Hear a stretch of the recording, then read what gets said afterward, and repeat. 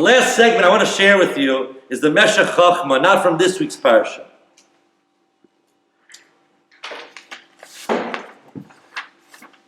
But this week's parsha talks about really giving tzedakah, helping your fellow Jew when you see that he's starting to have a certain breakdown financially. In Pasuk Lamed Hey, V'chiyamuch achicha u'mata yodo imach. When you see your fellow brother, your fellow Jew, he's starting to slip. V'chezakta bo. You got to pick him up. Rashi says pick him up early before he goes rock bottom. V'chayimach. Just look out that he's living on a certain level. Make sure that everybody's taken care of. And the Meshech Chochmah, I want to read with you such a powerful Meshech Chochmah on the importance of tzedakah and helping all Jews out, whether you know them, whether you don't know them, whether you're sure they deserve it, whether you're not sure they deserve it, but the importance of helping all Jews out. The Meshech Chochmah asked a question that we asked in Parshas Emor. And we gave an answer even based on the Meshech Chochmah. But here's another angle. We asked, Emor goes through all the holidays. Pesach, Svira, Shavuos, Rosh Hashanah, Yom Kippur, Sukkot.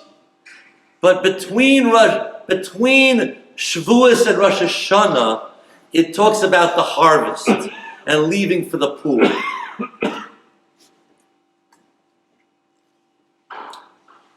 So listen to what the Meshech Chochmah says about the sequence. What's going on? Leaving for the poor, and then it's Rosh Hashanah. The Meshech Chochmah begins with an interesting question. He wants to know, why is Rosh Hashanah when it is on the calendar? Why is it in Tishrei? Now you're going to say, because that's Brias HaOlam. Okay.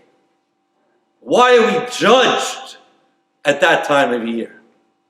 So there are other answers why we're judged in Tishrei. But listen to his question. Hine, biyamos hageshamim, during the winter months, HaYisraeli Yoshev va'osek b'divrei Torah mitzvahs. Look how the Meshech Chochmah describes the typical Jew. Unbelievable. During the winter months, in an agricultural society, they couldn't work. They were learning.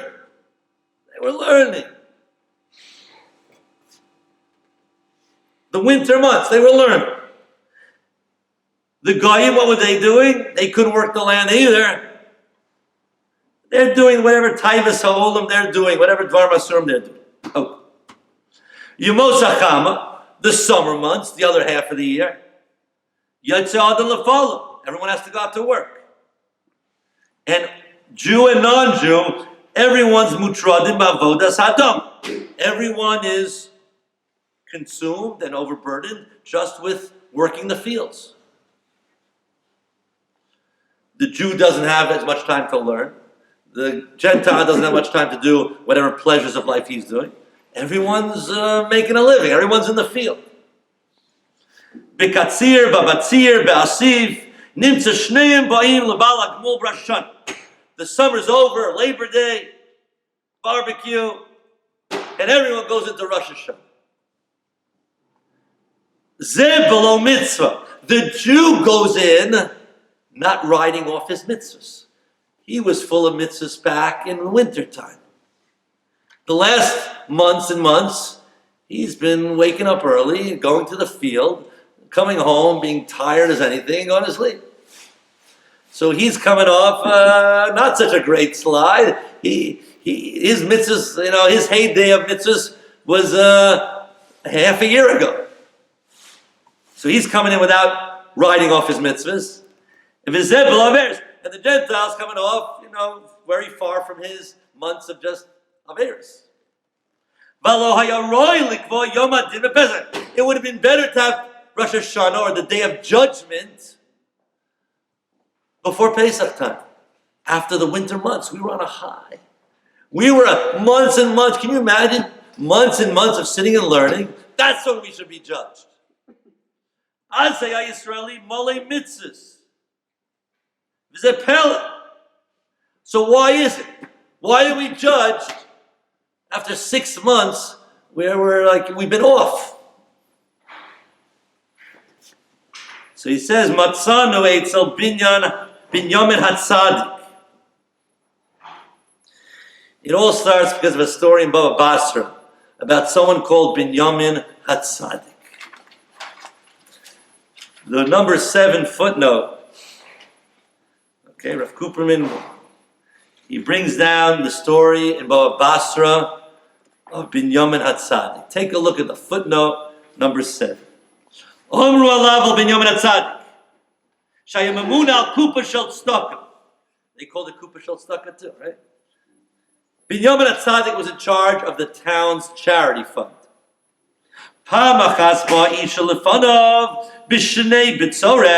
It was a year of famine, depression, and a woman comes to Binyamin Hatzadik and says, Amrla Rebbe, Parnaseini, you got to give me some food. Amrla Avoda. He's like swearing, Ein bekupa shel tzedaka klum. We're out, we're cleaned out. The kupa's empty. I don't have anything to give you. Amrla Rebbe, if you don't give me any food, any money, you're going to be responsible for a woman and 7 of her children dying. That's how she came to Binyamin Hatzadik. Amad ufir nasa mishalo.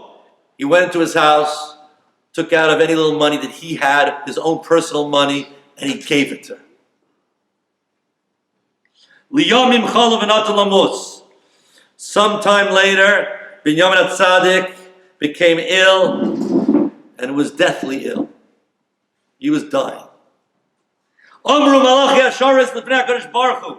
Up in Shamayim, the malachim, they turned to Hashem and said, Ribono shel olam, Ata marta kol hamekayim nefesh achas b'Yisrael. You help one Jew in the world. One ki'ilu kiyim olam malei. It's like you saved the world. Right? It's a mission in Sanhedrin. U'Binyamin Hatzadik hichya isha v'shiva bonea. Binyamin Hatzadik did not only one person, he did a mother and 7 children he saved. Yamut b'shnim muatim alalu. He's going to die at such a young age. Miyad karu lo gzar dino. Hashem ripped up the decree. And Tan, it was taught, Hosifalo Esrim Ushtaim Shana. They added 22 more years. He lived 22 more years. Unbelievable Gemara. Unbelievable Gemara. What was Hashem thinking before they... But that's the story in the Gemara. Comes along the Meshech Chachma, and look what he does with that Gemara. Look what he gets from that Gemara. Let's go back to the right column. We see by Binyamin Hatzadik, when they were trying to find merits to convince Hashem that he should live, Matzus Chus Shehechya Isho Vaneh, that he helped support this lady and her sons. Vishamati, and the Meshech Chachma says, I heard a great vort. Ki hayamole mitzvahs u'maisim tov. Think about it. He was called Binyamin Hatzadik for a reason. They didn't call him Binyamin Hatzadik for nothing. He probably had tons of mitzvahs that he did in his lifetime to earn the reputation Binyamin Hatzadik. Shalachei Nikrat Tzadik. But what did they pull on Hashem to say you can't kill him, you got to make him live? What merit did they pull out? Rak lichyos. But when it comes to life, masha'enu magiyalo, which maybe wasn't in the cards, maybe really wasn't part of his din, that he was supposed to live any longer. Lahosif, now we're going to go into extra, overtime, extended game. Tzarech lios mida keneged mida. The only way to get that from Hashem is mida keneged mida. And what did he do to deserve it? All his other tzaddik acts aren't going to do it. But which one can cause mida keneged mida power to give him more life? Because he gave them life. So he deserves life. So the Meshech Chochmah says, Hinei b'shlosha prakim nidon. We're judged different times of the year. But on Rosh Hashanah, we're judged and we need mida keneged mida power. We need certain points. Not all points are going to help us on Rosh Hashanah when life and death is on the line. Lachein ha-Yisraeli shezora v'chorash. When a Jew plants his field and works his field and plows his field and he harvests his field, and when it comes to harvesting, he leaves payah, and then he keeps the laws of shikha, and he keeps the laws of leket. That type of poor to the poverty, that type of charity, he's not giving like truma to a Kohen or Maisa to a Levi. He's leaving it. Does he know who's going to pick it up? Does he know who's getting it? Meiser, Truma, you know who you're giving it to. And then you did them a favor and they do you a favor. You can't have you get something in return when you do someone a favor like that. But here, the bottom line, Misha Balito Notel. Now on top of the left, when it comes to the field, anyone can come and pick. You don't know who's getting it. You don't know whether he's Roy V'Hogun Bein Alo. You don't know, does he deserve it? Does he not deserve it? Do you like him? Do you not like him? No questions asked. You're helping someone live. No judgments. V'im keinu lachar kol yigiyos. All the work you put into that field, you gave chayim l'misha lo rotzav lo yadon hu roy or not. That's me, the keneged me, the points. That's how you want Hashem to deal with you.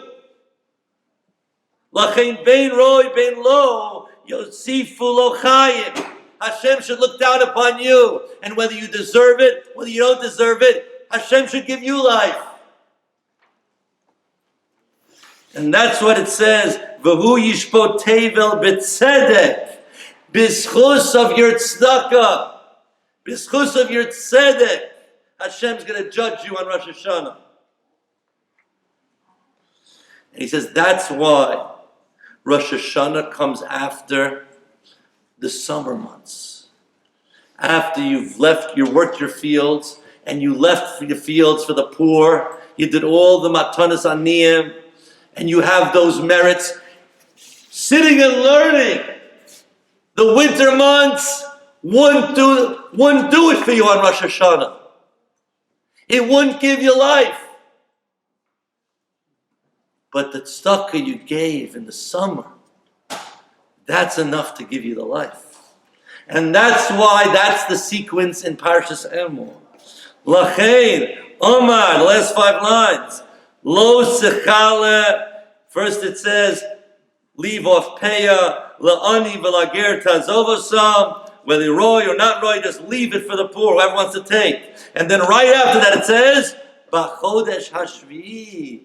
And then the 7th month is Rosh Hashanah.